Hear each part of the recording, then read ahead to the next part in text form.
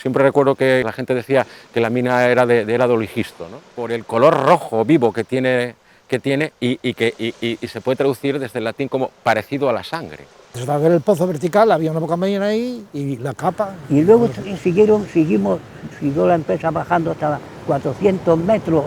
Pero ahí terminaron parándolo porque tenían miedo al asunto del mar. Cuando aquella no se miraba tan bien a la gente tampoco, eran coreanos, eran no sé qué, ¿no entiendes? Pasé por todos los trabajos, todas las categorías. Vagonero, ayudante de barrenista. Mi madre trabajaba en la mina. Trabajó en la mina como una burra, para sacarnos a nosotros avante. Y bajó él, en alguna piedra tocó y quedó tapado con el hierro. Aquí en la mina murieron muchos. En la mina... En aquellos tiempos estaba un poco complicado. Si hablabas de política... Eso, de conciencia casi, yo creo que sí cambia. Yo no tenía tiempo libre.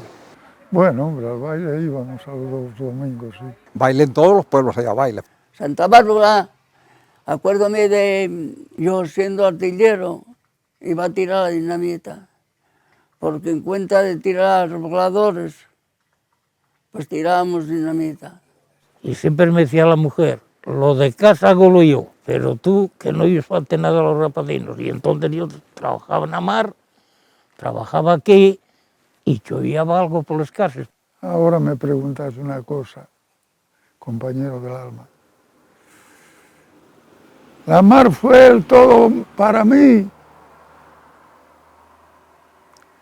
donde yo estaba contento, donde estaba a gusto, donde estaba feliz.